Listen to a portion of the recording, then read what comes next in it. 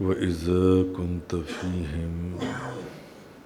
فأقمت لهم الصلاة فلتقم طائفة منهم معك وليأخذوا أسلحتهم۔ اور اے حبیب،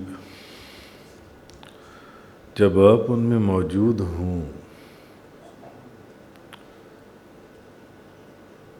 اور قائم کریں آپ ان کے لیے نماز،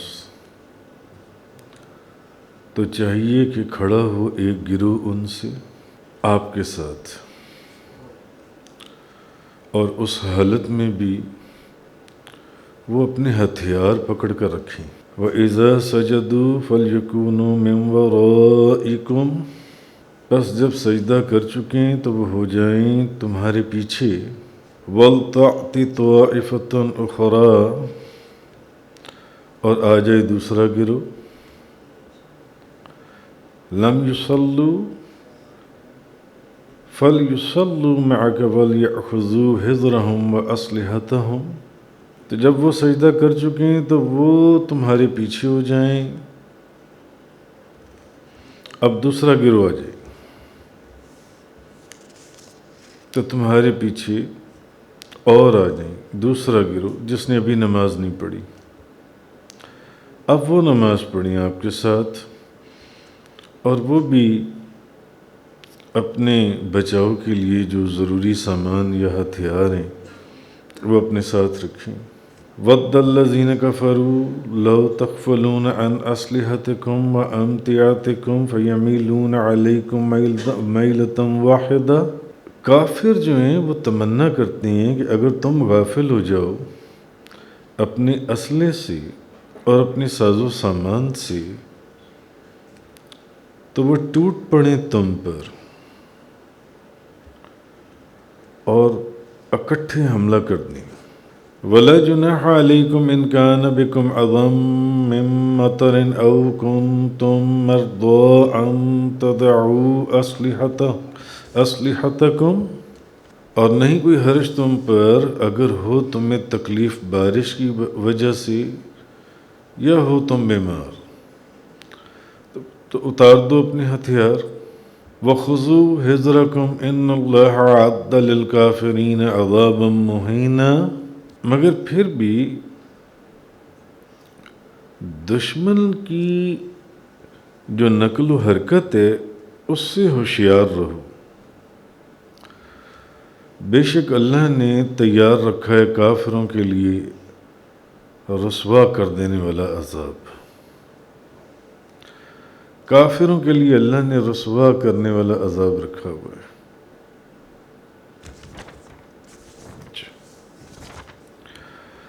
آج سورۃ النساء آیت نمبر 102 کا بیان تھا۔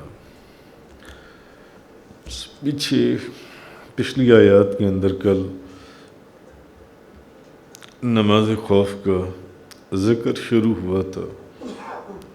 نماز قصر کے بیان میں، قصر نماز کے بیان میں، اور قصر نماز کا بیان ہوا تھا جنگ کے حالات میں، جس حکم کو بعد میں برقرار رکھا گیا نبی کریم صلی اللہ علیہ وسلم کی احادیث سے۔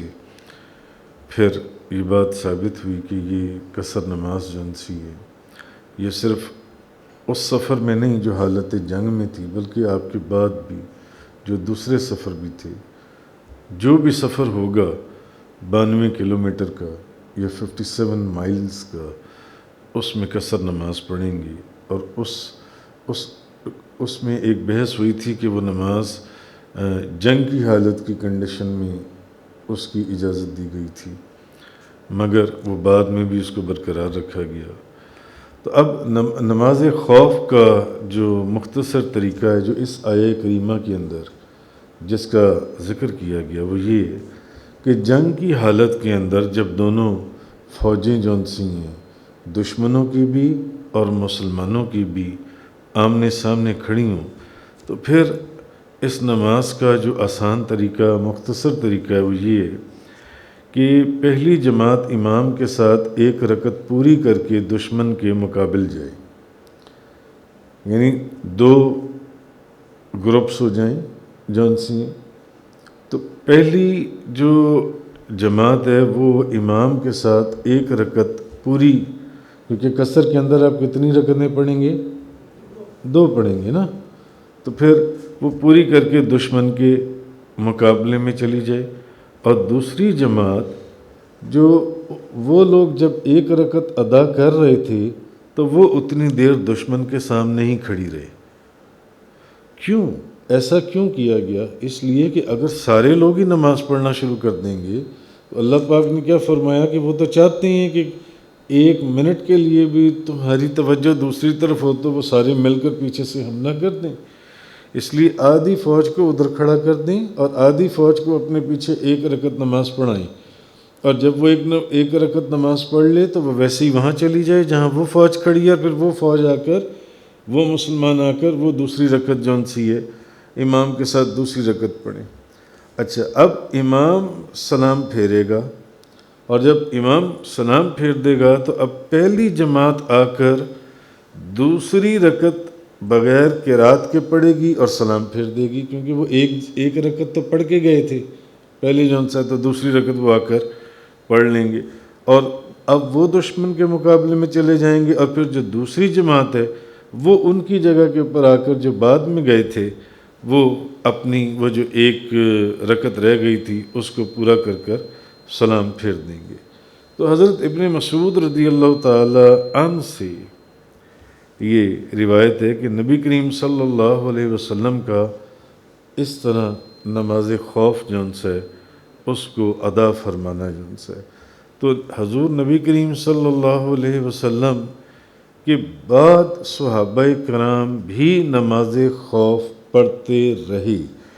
حالت خوف میں دشمن کے مقابلے میں اس اہتمام کے ساتھ وہ نماز پڑھتے تھے کہ ایک جماعت 2 جماعتیں ہو گئیں، ایک جماعت دشمن کی فوج کے سامنے کھڑی ہے، دوسری جماعت نے 1 رکعت پڑھی، پھر وہ 1 رکعت پڑھ کے ادھر چلے جائیں گے سلام پھیرے بغیر، اور وہ جو دشمن کے سامنے کھڑے ہیں اب وہ بھی امام کے پیچھے آ کر دوسری رکعت پڑھ لیں گے، اب امام سلام پھیر دے گا تو وہ چلے جائیں گے اور وہ پہلی آ کر اپنی رکعت پوری کریں گے، پھر وہ چلے جائیں گے اور وہ اپنی رکعت جون سی یہ پوری کریں گے۔ تو اس اہتمام سے اب اس عمل سے یہ چیز معلوم ہوتی ہے کہ نماز کتنی ضروری چیز ہے، کہ حالت جنگ کے اندر بھی یہ حکم دیا گیا کہ اس طریقے سے نماز ادا کی جائے حالت جنگ کے اندر بھی،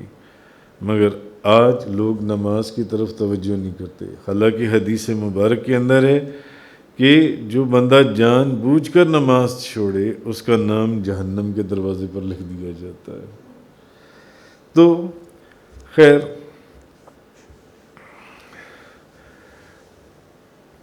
حضرت صدر الافاضل مراد آبادی پیر کرم شاہ صاحب فرماتے ہیں کہ سید نعیم الدین مراد آبادی جو ہیں وہ انہوں نے فرمایا ہے کہ یہ اہتمام اس وقت ضروری ہے جب ساری فوج ایک ہی امام کی اقتداء میں نماز پڑھنا چاہتی ہو۔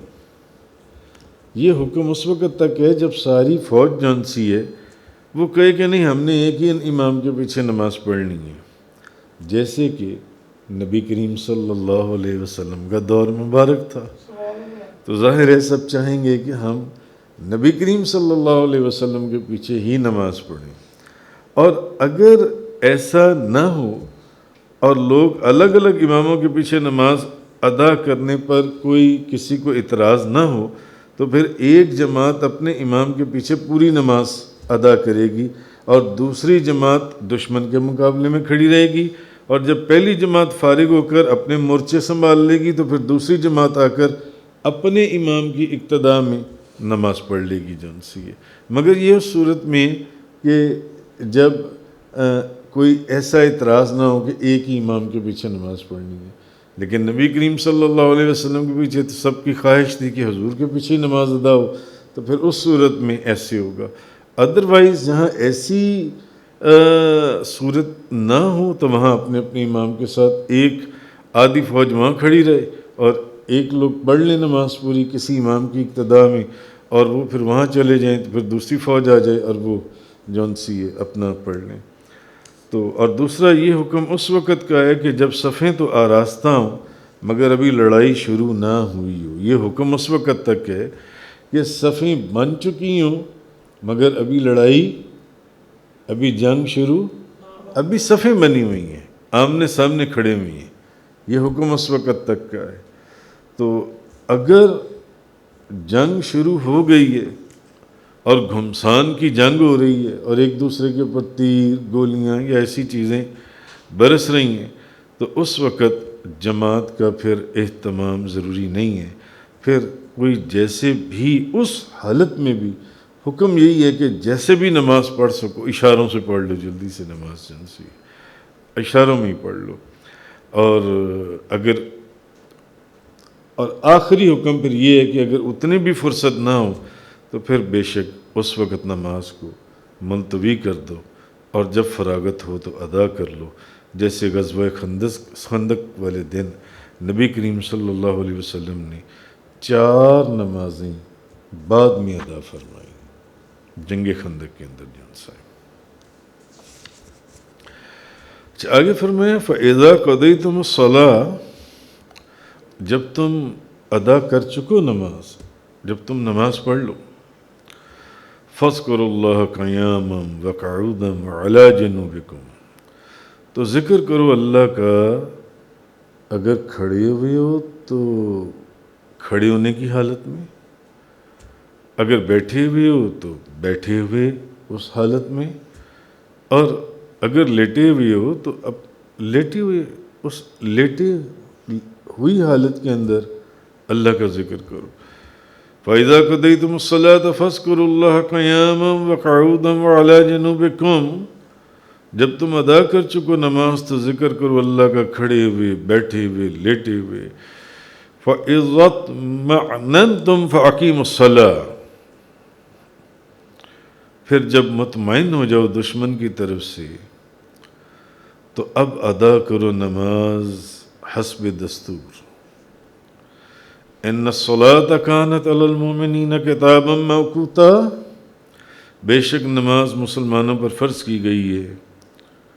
اپنے مقرر وقت کے اوپر. اچھا، اب خوف کی حالت میں تم نماز کو اس کی اپنی اصل کیفیت کے اندر اور ایک سکون کے ساتھ تم اس کی اصل حالت میں، خوف کے اندر، جنگ کی حالت میں تم ادا نہیں کر سکتے. تو اپنی زبان اور دل کو، یعنی ایک حکم ہے نا کہ اگر اب گھمسان کی جنگ ہو رہی ہے تو پھر اب کیا کریں،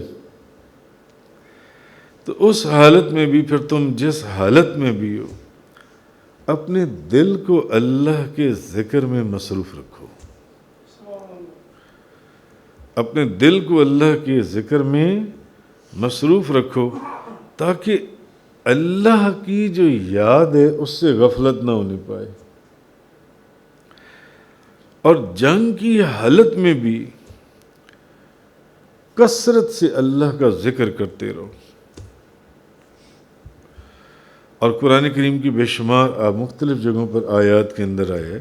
کہ جب دشمن سے مقابلہ ہو تو ثابت قدم رہو. یہ نہیں ہے کہ دشمن کے مقابلے کے وقت اللہ کی یاد سے غافل ہو جاؤ. اس وقت بھی اللہ کو یاد کرو، اس وقت بھی اللہ کو یاد کرتے رہو. اور جب جنگ کے بادل چھٹ جائیں اور خوف دور ہو جائے تو پھر نماز کو اس کی اصل حیت اور کیفیت کے مطابق ادا کرو. اس کے بعد جن سے اچھا آگے فرمایا ان الصلاۃ کانت علی المؤمنین کتابا موقوتا، بے شک نماز مسلمانوں پر فرض کی گئی ہے اپنے اپنے مقرر وقت کے اوپر. جب نماز کا وقت ہو جائے تو اس وقت کے اندر نماز پڑھو. تو معلوم ہوا کہ نماز کی ادائیگی تم پر فرض ہے، یہ تمہاری مرضی پر نہیں ہے کہ جب دل کیا تو نماز پڑھ لی، جون سا مرضی وقت ہوا اس میں نماز پڑھ لی۔ نماز کو اس کے وقت کے اندر ہی پڑھنا ہے، جس نماز کا وقت ہے اس وقت کے اندر اس نماز کو ادا کرنا ہے۔ اور یہ مالک الملک شہنشاہ دو جہاں کا حکم ہے، اور اس کا ادا کرنا تم پر فرض ہے۔ اور ہر نماز کو ادا کرنے کے لیے وقت کو مقرر کیا گیا ہے۔ فجر کا وقت یہاں سے لے کے یہاں تک ہے، ظہر کا وقت یہاں سے لے کے یہاں تک ہے، ظہر کا وقت ختم ہوگا تو اس وقت عصر کا وقت شروع ہو جائے گا۔ کیلنڈر آپ کو ملتا ہے، ہر بندے نیٹ کے اوپر موجود ہے، آپ 1 سیکنڈ کے اندر نکال دیں۔ مغرب کا وقت یہ ہے۔ اپنے وقت کے اندر اس کی ادائیگی کے لیے جون سا ضروری ہے کہ اپنے وقت کے اندر نماز کی ادائیگی جون سی یہ کی جائے۔ اس لیے ہر نماز کو اپنے وقت پر ادا کرنا فرض ہے۔ یہ نہیں کہ جب جی چاہا اٹھ کھڑے ہوئے اور اگر فرض نہیں پڑھی، عصر نہیں پڑھی، کٹھی نمازیں پڑھ لیں جون سی ادا ہو جائیں گی، ایسا نہیں ہے۔ 2-3 نمازیں کٹھی پڑھ ڈالیں، مثلا جیسا کہ ایک فرقے کے متعلق آپ جانتے ہیں، جو ظہر اور عصر کی نماز اور مغرب اور عشاء کی نماز ملا کر پڑھتے ہیں، اور نام اس کو کیا دے دیتے ہیں، ظہرین، اور دوسری کا نام مغربین۔ تو کٹھی نمازیں پڑھنے سے نمازیں ادا نہیں ہوں گی، نماز کو نماز کے وقت میں ہی پڑھنا ہوگا۔ اگر آپ عصر کی نماز کے ساتھ ظہر کی نماز ملا کر پڑھ لے، وقت تو ختم ہو چکا ہے ظہر کا، عصر ادا ہو جائے گی، ظہر ادا نہیں ہوگی۔ یہ عصر کو ظہر کے وقت میں پڑھ لے تو ظہر ادا ہو جائے گی، عصر ادا نہیں ہوگی۔ جس نماز کا وقت ہے وہی نماز ادا ہوگی جون سی ہے۔ تو فرمایا ان الصلاۃ کانت علی المؤمنین کتابا موقوتا، بے شک نماز مسلمانوں پر فرض کی گئی ہے اپنے اپنے مقررہ وقت کے اوپر۔ وَلَا تَهِنُوا فِي ابْتِغَاءِ الْقَوْمِ، اور کافروں کا پیچھا کرنے میں ہمت نہ ہارو۔ ان تکونوا تعلمون فإنهم يعلمون كما تعلمون، اگر تمہیں تکلیف پہنچی ہے تو انہیں بھی تو تکلیف پہنچی ہے جیسا کہ تمہیں تکلیف پہنچی ہے۔ وَتَرْجُونَ مِنَ اللَّهِ مَا لَا يَرْجُونَ، جبکہ تم اللہ سے جو امید رکھتے ہو، تمہارے اور ان کے اندر فرق یہ ہے کہ تم اللہ سے جو امید رکھتے ہو وہ اس کی امید نہیں رکھتے۔ وَكَانَ اللَّهُ عَلِيمًا حَكِيمًا، اور اللہ بہت علم والا، بڑی حکمت والا ہے۔ اصل میں فرمایا یہ کہ جہاد میں جنگ کا زمانہ ہے، جنگ کا ذکر ہو رہا ہے کہ جہاد میں کفار کا پیچھا کرنے سے تم ہمت نہ ہارو، ہمت نہ ہارو۔ اور یہی وہ ہمت تھی جو اللہ اور اس کے رسول نے صحابہ کرام کو دلائی تھی۔ تو ابھی تو پچھلے زخم بھرتے نہیں تھے، تو اگلے پیغام کے اوپر وہ نبی کریم صلی اللہ علیہ وسلم کے قدم کے ساتھ قدم ملا کر نکل کھڑے ہوتے تھے۔ اصل چیز یہ کہی جا رہی ہے کہ کفار کا پیچھا کرنے سے تم ہمت نہ ہارو۔ اگر تم زخمی ہو گئے ہو تو کافر بھی تو زخمی ہوئے ہی ہیں نا، جبکہ تمہیں، آپ جنگ احد کا دیکھ لیں، جنگ احد میں کیا ہوا، بہت نقصان ہوا مسلمانوں کا، بہت نقصان ہوا، مگر کفار کا بھی نقصان کوئی کام تو نہیں ہوا، بہت نقصان ہوا ادھر میں، جبکہ تمہیں اپنے زخموں پر تو اللہ تعالیٰ سے جو اجر اور ثواب کی امید ہے، کافروں کے ہاں تو اس کا تصور بھی نہیں ہے، ان کو کس چیز کا اجر اور ثواب، اور انہیں کس چیز کے اجر اور ثواب کی امید ہو؟ جو اللہ کے حکم سے ڈرتا ہے اور اللہ سے اجر اور ثواب کی امید رکھتا ہے، وہی ان وقت کے اوپر نماز پڑھتا ہے، اور جس کو ان چیزوں کا کوئی احساس ہی نہ ہو وہ کبھی وقت کے اوپر نماز نہیں پڑھے گا۔ اب یہاں ان زخموں کا ذکر کیا جا رہا ہے جو زخم مسلمانوں کو بھی ہوئے اور کفار کو بھی ہوئے، کہ کافروں کا پیچھا کرنے سے تم ہمت نہ ہارو، بھلے ابھی جنگ مکمل اختتام کو نہیں پہنچی، اور چلو اگر اختتام کو پہنچ بھی گئی ہے اور اب اگر کفار کا پیچھا کرنے کا حکم ہوا ہے تو ان کا پیچھا کرو۔ اگر تم زخمی ہو گئی ہو تو کافر بھی تو زخمی ہو گئے، لیکن ان کی اور تمہارے اندر یہ فرق ہے کہ تمہیں اپنے زخموں پر اللہ تعالیٰ سے اجر اور ثواب کی امید ہے، مگر کافروں کو اس کی نہ تو کوئی امید ہے اور نہ ان کو اس چیز کا کوئی تصور ہے۔ امام ابو جعفر محمد بن جریر طبری وہ روایت کرتے ہیں اپنی سند کے ساتھ، حضرت ابن عباس رضی اللہ تعالی عنہما بیان کرتے ہیں کہ جب جنگ احد ہوئی اور بہت نقصان ہوا، مسلمانوں کو ایک تکلیف، ہزیمت پہنچی، تو نبی کریم صلی اللہ علیہ وسلم پہاڑ پر پہنچ گئے، تو ابو سفیان نے آواز لگائی کہ اے محمد صلی اللہ علیہ وسلم، آپ کو جو زخم پہنچی ہیں، آپ کو جو آج زخم پہنچی ہیں، وہ زخم ہمارے زخموں کے بدلے میں ہیں۔